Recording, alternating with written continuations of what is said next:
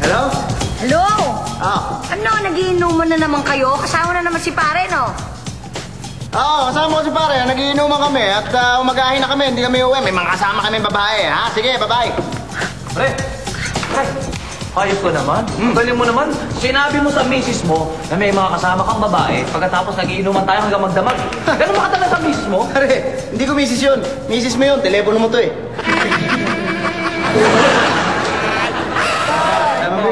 Jason! Hi, Jason.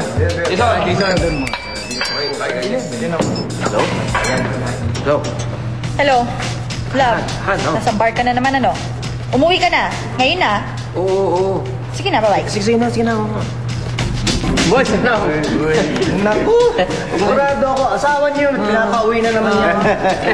Ano meron? Oo, asawa ko nga yan, pero hindi ako uwi. Hindi ako uwi, ah. Bakit? Hindi mo ba mahal asawa mo? Mahal. Ano naman pala eh? Bakit ba ayaw mo pa umuwi? Mas mahal kita eh.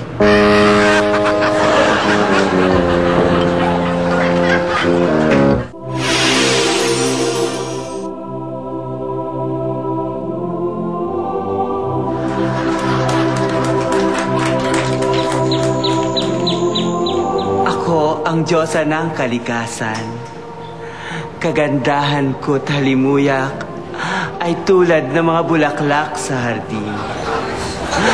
Buhok kong mahaba, umiinda-indayog na parang alon sa dagat. Mga mata ko'y nagniningning na parang mga bituin sa langit. Mga labi ko'y namumula-mula, singtamis ng bungang kahoy sa gubat. Mukhang maaliwalas, singsinag ng sikat ng araw. Pusong mapagmahal, singlalim ng tubig sa ilog. Halina't malasin itong Diyosa ng kalikasan na ang munting tinig ay parang huni ng ibon sa parang. Ito po ay isang patunay na ang ating kalikasan ay tuluyan ng pumapangit. Atin po itong pangalagaan upang hindi mapariwara ang ating kinabukasan.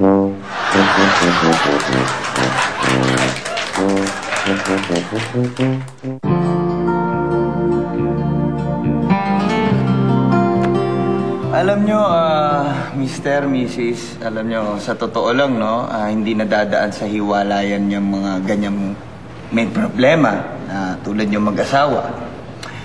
Merong solusyon dyan. Ano ba talaga kasi ang naging problema nyo? Wala na kasi kaming sex life.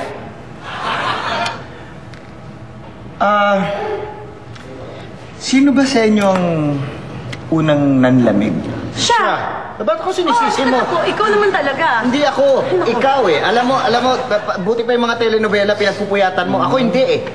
Eh, sino ba namang hindi matutulog? Anong oras ka ba umuwi? Palagi kang nag-overtime. Ni wala kang time para sa akin. Anong time eh? Kung may time ako eh. Ikaw naman nung nagmamadali palagi. Para akong hineting nagkakarera ang kabayong di maintindihan. O tama, para kang nakikipagkarera. Eh, mas mabilis ka pa sa 4:00 kung makarating doon sa finish line. Sino ba namang gaganahan nun, di ba? Eh bakit ako sisisihin mo? Ikaw na. Sandali lang, Hindi, Mr., Mrs., kaya po tayo nandito para ayusin natin yung problema nyo. Eh, siya kasi eh. Opo. Well, yung nabanggit yung problema nyo ngayon, simple lang yan. Normal na problema yan. Meron tayong solusyon dyan. Alam nyo kasi, Mrs., Mr., pakinggan nyo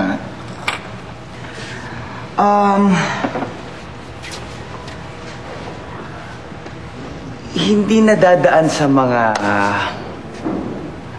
mabilisan o biglaan ng mga ganyang pagtatali. Kailangan natin, tulad nyo bilang mag-asawa, dapat hindi nawawala yung, kung tawagin yung art of seduction. Art of seduction? Yes. Ano ba yung art of seduction na yan? Kumbaga sa, tawagin nating foreplay. Yan, hindi masyadong biglaan. Kailangan meron mo lang lambingan, himas dito, tapos himas din Hon, medyo konting amo yan. Ganoon dapat. Yan, parang pag naramdaman mo ng tumayo yung balahibo niya, yun na yun. Kailangan ganun. Alam mo, parang ano yan eh, makina ng sasakyan, ng kotse na pag ni-start mo, medyo painitin mo muna. Ngayon, mister, naapekto ka ba dito sa ginagawa ko? Oo. Naapektuhan. Good! Ano naman ang masasabi mo, mister? Ano ba schedule mo mamayang gabi? Pwede ka ba ng home service? Walang hiya kang bata ka, ha? Hasan ba ako nagkulang sa'yo, ha? Bakit napapabarkada ka sa mga adik sa kalsada, ha?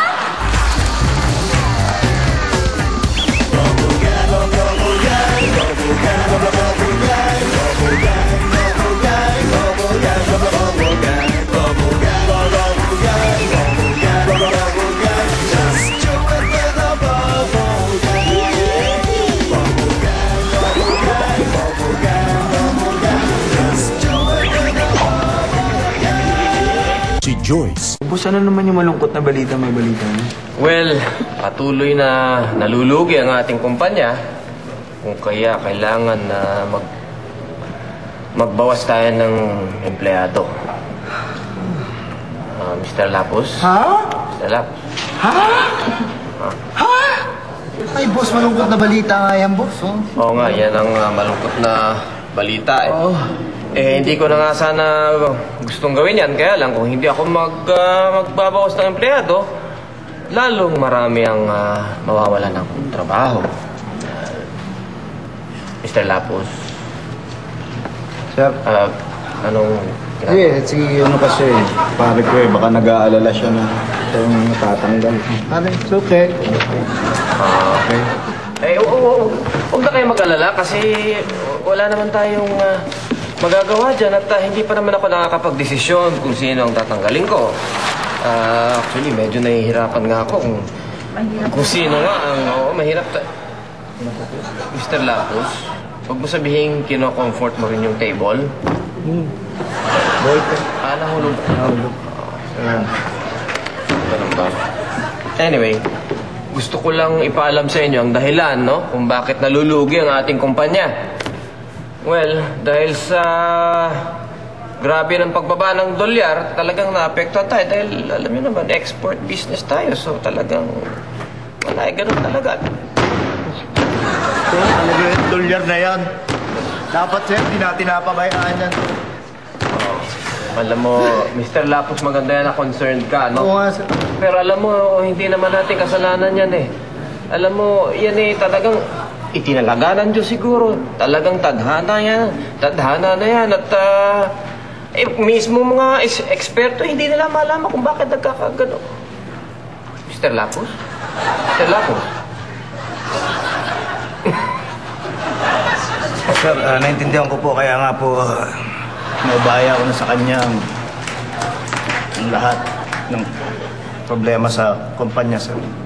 Bahanga ka, Mr. Lapus. Sir, oo. Lalo akong nahihirapan ngayon kung sino talaga ang tatanggalin ko. Bueno, ganito na lang gawin natin, ano? Siguro, mag-volunteer na lang kayo mag-resign. Ngayon, kung